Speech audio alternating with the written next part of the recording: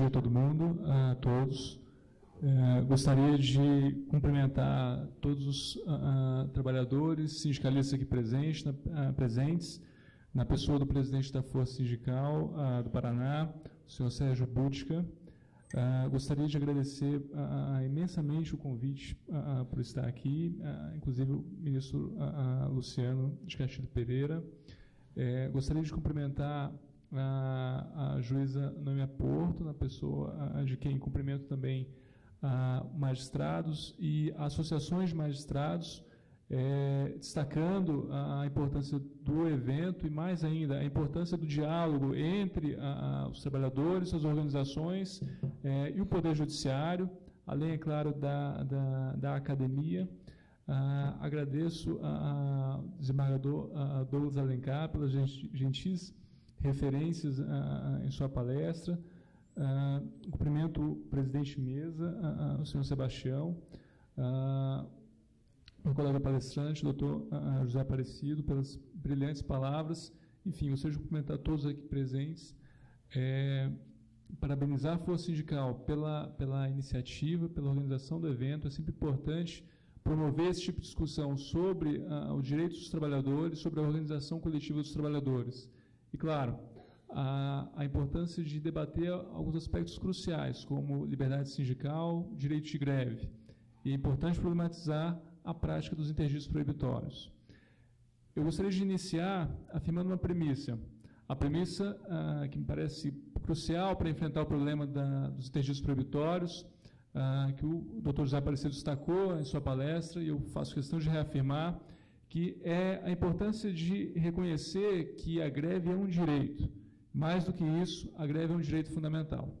A Constituição de 88 assegurou o direito de greve com amplitude inédita na nossa história. O Constituinte de 88 reconheceu o direito de greve aos trabalhadores urbanos, rurais e também aos trabalhadores do serviço público. E o Constituinte atribuiu aos trabalhadores a decisão sobre a oportunidade de exercer o direito de greve e sobre quais interesses serão defendidos por meio do direito de greve. Ou seja, são os próprios trabalhadores que devem decidir sobre os principais aspectos do direito de greve, quando e por quê. Isso tem uma razão histórica e prática muito importante, porque a ideia aqui é exatamente impedir a intervenção, sobretudo do Estado, mas também dos empregadores, no exercício do direito de greve. Ou seja, é impedir que Estado e empregadores restringam o direito de greve a ser exercido pelos trabalhadores. A promessa da Constituição de 88 era exatamente a ruptura com uma história até então existente no país de restrição e de negação do direito de greve, decorrente, sobretudo, da intervenção do Estado nesse campo. São conhecidas aqui as inúmeras histórias de restrição à greve, desde a República, passando pelas ditaduras de Getúlio Vargas, pela ditadura militar, e mesmo após a Constituição de 88.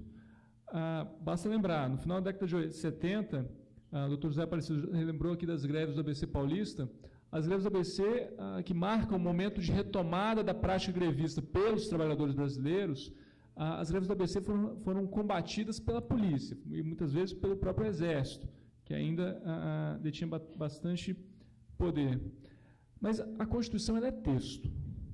A Constituição de 88 ela é texto. Ela, por si só, ela não é suficiente para alterar a realidade. Mas aí vem a pergunta, o que podemos fazer para que a Constituição não seja só texto? Para que a Constituição não se perca numa simples folha de papel? Como transformar ou tentar dar maior concretude à promessa trazida pela Constituição? A Constituição tem que ter algum sentido para a gente, ela tem que ter algum sentido no nosso dia a dia, para que ela não se perca com o texto. Bom, em relação a isso, a promessa da Constituição com relação ao direito de greve não tem sido muito efetivada. A nossa história institucional recente não tem sido muito favorável ao direito de greve. Ainda que a gente tenha superado o período da ditadura militar, e a Constituição é um importante marco nesse momento de superação, continuam algumas práticas. como as greves, sobretudo em setores sensíveis à sociedade, essas greves são acompanhadas de perto pelo poder público. Mas o que significa uma greve ser acompanhada de perto pelo poder público? É uma tentativa, ou pelo menos existe uma ameaça sempre presente de que o Estado pode intervir quando entender que houve excessos no exercício do direito de greve. É nesse contexto social, institucional, que tem lugar a prática dos interditos proibitórios. Muito bem, já foi referido aqui. O que é a ação de interdito proibitório? O interdito proibitório, a ação de interdito proibitório, é uma ação de natureza possessória, ou seja, é uma ação que tem por objetivo proteger a posse ou a propriedade contra ameaças de perturbação. Ou seja, é uma ação judicial destinada a proteger a posse ou a propriedade. A história recente do direito de greve no Brasil, os senhores bem sabem, tem um capítulo importante relacionado às ações de interdito proibitório. Por quê? Porque essas ações vêm sendo utilizadas sistematicamente na tentativa de restringir o exercício do direito de greve. Isso tem, claro, reflexos importantes na própria atuação do movimento sindical. Também são muito conhecidas as histórias de inúmeras greves em que os empregadores, sobretudo bancos, ajuizam as ações de interdito proibitório, obtêm decisões judiciais favoráveis e essas decisões estabelecem restrições à atuação do movimento sindical, sob penas de multas, muitas vezes, muito elevadas. E aí, em alguns casos, as multas são aplicadas e posteriormente executadas, ameaçando a própria vida, a própria existência dos sindicatos. Há dois momentos significativos na história da prática dos interditos proibitórios no nosso ordenamento. Anterior à Emenda Constitucional 45 de 2004, quando a competência para julgar essas ações de interdito proibitório pertencia à Justiça Comum. Outro momento, após a Emenda Constitucional 45, posteriormente ao reconhecimento pelo Supremo de que a competência para julgar essas ações de interdito proibitório pertenceria à Justiça do Trabalho. No primeiro momento, o que se percebe é a Justiça Comum lidando com essas ações de interdito proibitório como se fossem efetivamente ações em que estivesse em jogo o direito de propriedade, o direito de posse do empregador. A Justiça Comum, o Superior Tribunal de Justiça possui inúmeros precedentes nesse sentido. A Justiça Comum entende que, nesses casos, por uma realização de piquete ou uma ocupação do local de trabalho, o que está em jogo é um direito de propriedade. A Justiça Comum faz questão de separar essa prática do direito de greve. Muito bem. Com a Emenda Constitucional 45 de 2004, ocorre a modificação de competência. Essas ações passam a ser julgadas, a partir da previsão constitucional, pela Justiça do Trabalho. E aí vem então a pergunta: qual a resposta da Justiça do Trabalho? Curiosamente e surpreendentemente, a Justiça do Trabalho, pelo menos no primeiro momento, absorveu a prática dos interditos proibitórios.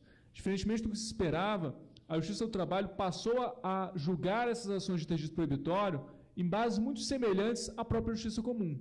Ou seja, assim como a Justiça Comum, a Justiça do Trabalho tampouco via ali uma questão envolvendo o exercício do direito de greve, mas sim um problema, uma ameaça ao direito de propriedade do empregador. É verdade, aqui é importante registrar, mais recentemente, já é possível observar algumas decisões da Justiça do Trabalho, inclusive aqui do Paraná, que reconhecem, identificam que as ações de interdito proibitório são uma pura e simples tentativa de restringir o direito de greve. São algumas decisões importantes, é verdade, mas, claro, o judiciário ele é plural. Então, também ainda é possível identificar decisões que permanecem acolhendo os pedidos formulados nessas ações de interdito proibitório. Aí vem então a pergunta: ora, o direito de greve ele se opõe ao direito de propriedade do empregador? Há efetivamente alguma ameaça que a greve traz ao direito de propriedade do empregador? Bom, o primeiro ponto para enfrentar essa questão, eu vou tentar fazer o máximo para não me alongar aqui, é o reconhecimento da dimensão coletiva do direito de greve. A greve ela é um exercício, é um direito de exercício coletivo. E aí isso tem uma constatação muito importante para a própria liberdade sindical. Por quê?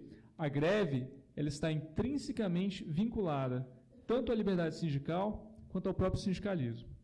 Se a gente observa a história, a experiência histórica de construção de direitos fundamentais, a liberdade sindical ela se consolida a a partir das lutas empreendidas pelos movimentos e pelas organizações de trabalhadores. A liberdade sindical é afirmada e defendida num contexto de conflito, de construção e desenvolvimento de identidades coletivas por parte dos trabalhadores, seja em face do Estado, seja em face dos próprios empregadores. A liberdade sindical tem um acentuado caráter político e social. Ela é um direito de classe. Ela tem origem nessa luta dos trabalhadores contra a exploração do trabalho. O sindicalismo, de forma bastante correlata, ela se insere numa dinâmica de emancipação da própria classe trabalhadora contra a exploração do trabalho. O sindicalismo e a liberdade sindical tem aí um papel muito importante no sentido de obter reconhecimento de direitos por parte dos trabalhadores. E como é alcançado o reconhecimento desses direitos? Por meio da greve. Então, a greve, em última análise, ela é um importante, um instrumento fundamental para a própria construção da cidadania social dos trabalhadores. Muito bem.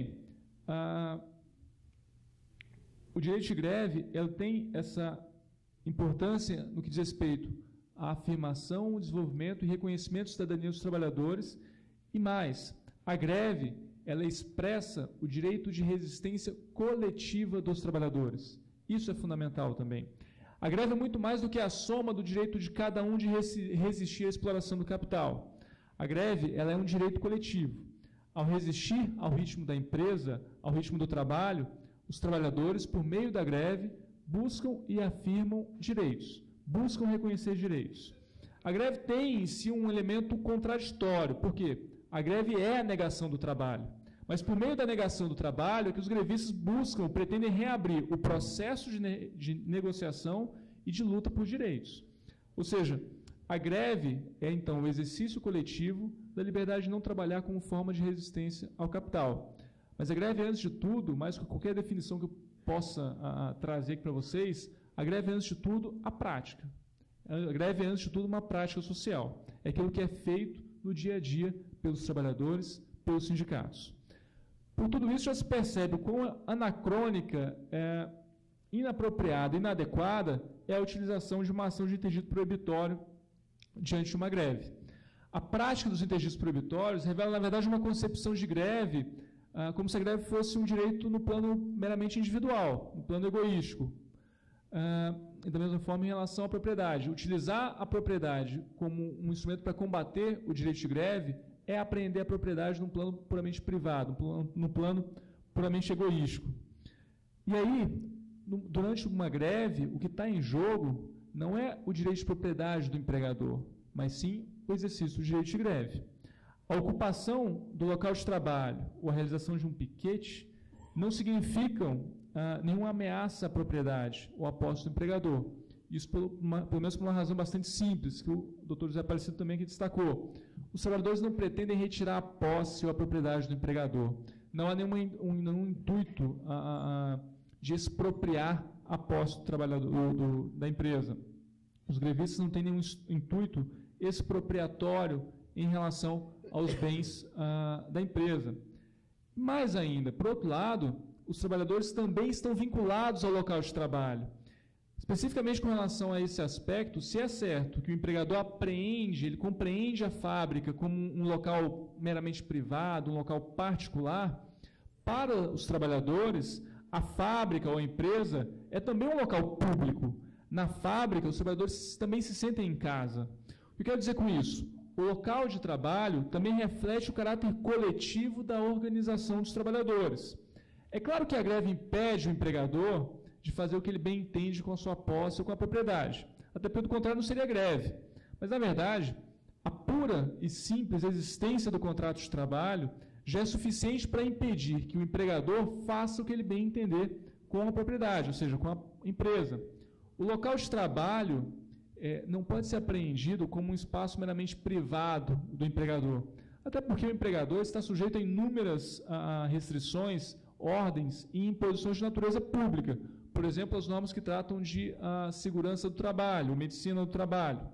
Ainda que a empresa seja do empregador, ele não está dispensado de observar inúmeras limitações, sobretudo as que tratam dos direitos fundamentais dos trabalhadores, como as relativas aos direitos de personalidade. Por isso, não se admite, o ordenamento jurídico não admite nenhuma agressão ao trabalhador, nenhuma agressão aos direitos dos trabalhadores. A propriedade, ela, portanto, não pode ser oponível aos direitos fundamentais dos trabalhadores, tampouco ela é oponível ao direito de greve. Essa oposição que é trazida ao judiciário entre propriedade e greve, trazida ao judiciário por meio das ações de interdito proibitório, é uma falsa oposição. Ela se fundamenta numa concepção de direito de propriedade que não é mais aceita pelo nosso ordenamento jurídico. A Constituição, ela traz como princípios fundamentais da República o valor social da livre iniciativa, ao lado do valor social do trabalho. E mais ainda, ela protege como direito fundamental a propriedade que atende à sua função social. Isso é um condicionante à própria proteção trazida na Constituição. Não há como pensar a greve sem vinculá-la ao local de trabalho. O principal local de expressão do direito de greve é o local onde se presta o trabalho, o local da prestação de serviço. O contrário disso seria negar o próprio direito de greve. A prática dos interditos proibitórios revela, na verdade, uma tentativa de restringir pura e simplesmente o direito de greve. É claro, há aqui um exercício abusivo, uma invocação abusiva do direito de propriedade por parte dos empregadores. Por meio da prática dos interditos, o Poder Judiciário, e esse é o risco, um dos riscos do interdito proibitório, o Poder Judiciário passa a intervir na dinâmica da greve e passa a dizer aos trabalhadores, aos grevistas, previamente, o que eles podem e o que eles não podem fazer. Ou seja, o Judiciário, ele suprime a própria complexidade do conflito inerente a qualquer greve, se antecipa e substitui a vontade das partes para dizer o que pode e o que não pode durante a greve, o que é um problema. Essa judicialização do conflito inerente à greve é problemática. Ela suprime várias das potencialidades do direito de greve. Bom, mas eu já me referi aqui a uma postura que a gente pode identificar em alguns tribunais regionais do trabalho, algumas varas do trabalho. Vou deixar aqui de lado o Tribunal Superior do Trabalho, que tem uma posição muito particular, mas algumas varas e alguns tribunais regionais do trabalho já vêm trazendo algumas decisões, algumas posturas diferentes em relação aos interditos proibitórios e ao direito de greve. Aí vem a pergunta: a eliminação, a extinção ou a abolição da prática dos interditos proibitórios resolve o quê? O que significa, o que significaria em termos de potenciais para a liberdade sindical ou para o direito de greve a eliminação das ações de interdito proibitório? A eliminação dessas ações significaria uma maior efetividade ao direito de greve ou à liberdade sindical? Talvez sim, num primeiro momento. Mas é possível que os interditos proibitórios deem lugar a outras práticas, outros artifícios jurídicos que também seriam utilizados com o objetivo de estabelecer restrições, seja o direito de greve, seja a liberdade sindical. Como evitar isso? Bom, não é uma pergunta fácil. A resposta não é fácil. Um caminho, algumas perguntas podem ser feitas. Uma delas diz respeito a uma mentalidade que existe hoje em relação à greve. Talvez seja necessária uma mudança de perspectiva para dar lugar ao reconhecimento da greve, antes de tudo, como direito, e não como um delito, um quase-delito, uma transgressão ao ordenamento jurídico. É preciso romper com a mentalidade que compreende a greve como delito, como recurso antissocial. Recurso antissocial era uma expressão utilizada pela Constituição de 34 no Brasil, na Constituição de 37, para proibir a greve, ou uma ideia de restringir o direito de greve. E, no entanto, a gente vê na prática várias vozes, vários diálogos que invocam uma postura perante o direito de greve que o veem como uma prática antissocial. Muito bem, por que há essa mentalidade? Ou o que fazer com essa mentalidade que tende a restringir o direito de greve? Essa mentalidade está na sociedade, e os juízes estão na sociedade. Quando um juiz acolhe uma ação, um pedido numa ação de interdito proibitório, ele não está refletindo apenas valores próprios dele, ele está refletindo também valores que circundam na sociedade. Ele reflete valores, perspectivas que circulam pela sociedade. Aqui, eu faço uma provocação, os sindicalistas, os trabalhadores, os grevistas, têm um papel importante na construção dessa mentalidade sobre o direito de greve. Então, é preciso perguntar, o que faremos com a greve, o que faremos com a liberdade sindical? Como queremos que a liberdade sindical seja vista, como queremos que o direito de greve seja visto? Então, essas perguntas são cruciais. Não basta eliminar o problema dos interditos proibitórios. A pura e simples eliminação dos interditos pode dar lugar a outros problemas, outros artifícios tendentes a restringir o direito de greve. O que há por detrás disso? Talvez essa mentalidade que precisa ser combatida, essa mentalidade de restrição ao direito de greve. Fica, então, a provocação aos senhores. Agradeço mais uma vez o convite, o prazer poder conversar com os senhores e me coloco à disposição para todo o debate. Muito obrigado. Gostaria de agradecer as perguntas, muito bem elaboradas, questionamentos muito pertinentes. Bom, eu não vou me estender muito aqui, sobretudo em relação aos aspectos já mencionados pelo doutor José Aparecido. Algumas questões. Em relação à participação da polícia, ou a presença da polícia durante uma greve, infelizmente, isso tem sido ou permanece uma constante na nossa realidade. Isso é um resquício da ditadura? Mas não só da ditadura. Muito antes, desde quando as greves começaram a ser exercidas, ou foram deflagradas na nossa história, pouco após a República, ainda no momento de formação, digamos assim, da classe operária, da classe trabalhadora brasileira, sempre foi uma constante a presença da polícia ou das autoridades públicas acompanhando a greve. Por que isso? Talvez porque a greve ainda permanece sendo vista como uma ameaça à ordem social. A greve ainda é uma transgressão. A greve ela incomoda. A greve ela perturba. É um recurso antissocial. Então, talvez por isso, e claro, por todo o que ela evoca, pela própria ideia de conflito ali presente, a greve é talvez a melhor expressão do conflito entre capital e trabalho, mas por isso a presença da polícia permaneça sendo uma constante nas greves. Isso é um problema? Claro que é um problema, porque evoca a possibilidade do Estado exercer a violência contra os trabalhadores, contra os grevistas. Então, isso é um problema. Como que muda isso? Bom, a questão também é complexa. Então, envolve aqui toda uma mudança de perspectiva em relação à greve. Os trabalhadores podem fazer alguma coisa em relação a isso? Claro que podem. O recurso à imprensa, aos meios de comunicação, uma ideia de convencer um pouco a sociedade em relação à greve, em relação às reivindicações, ou simplesmente convencer em relação ao reconhecimento da legitimidade do exercício do direito de greve.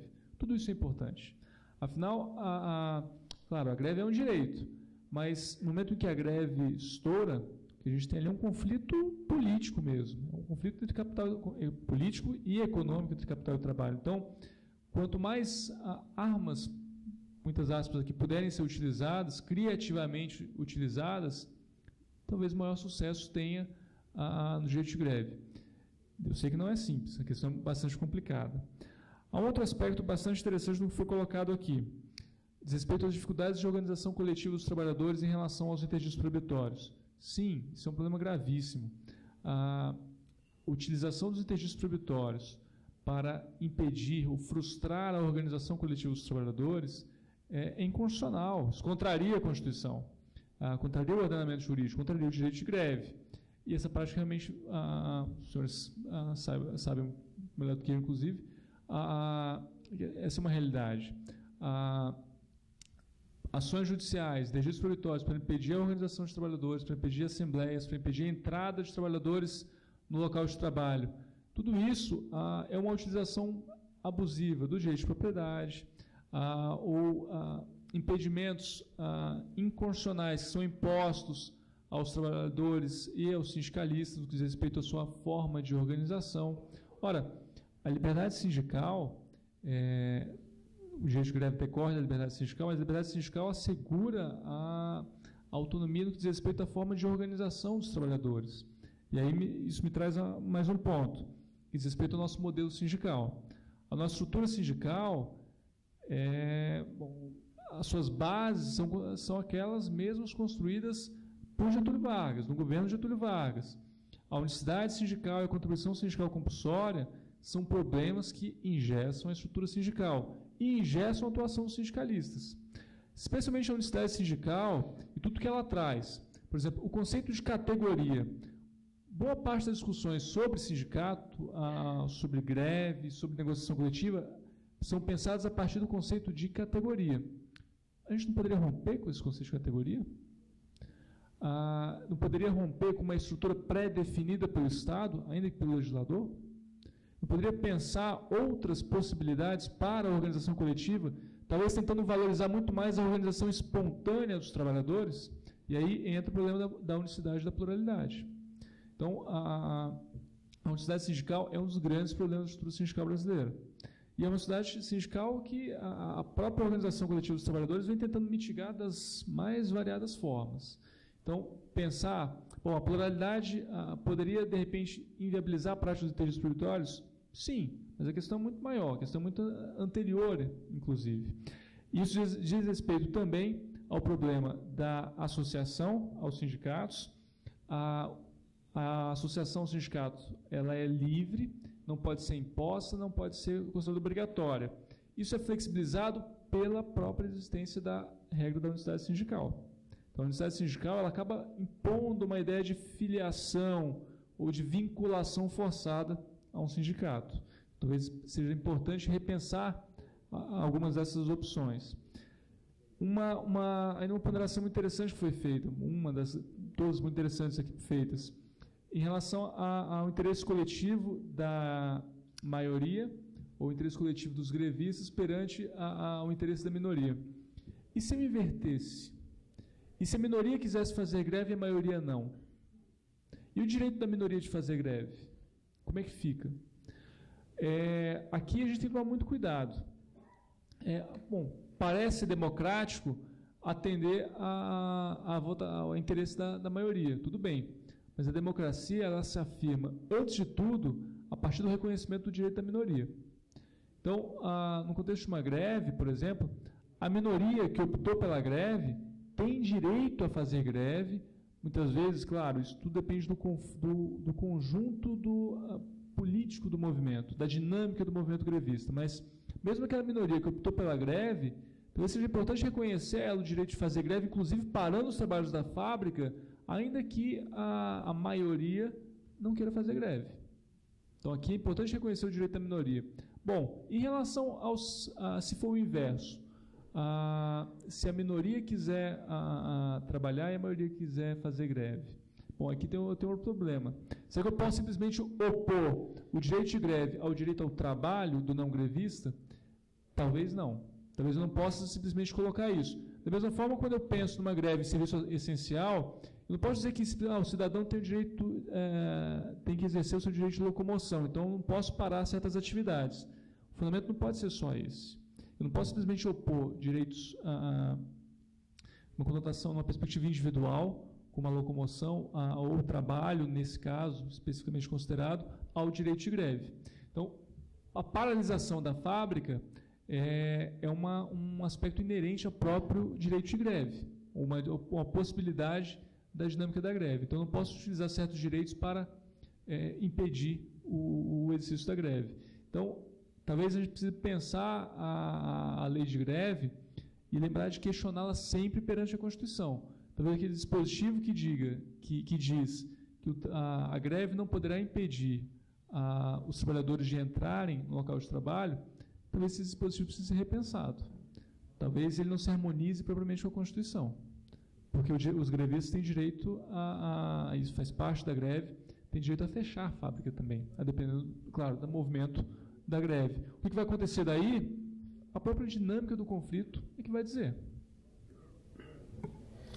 Muito obrigado. Obrigado.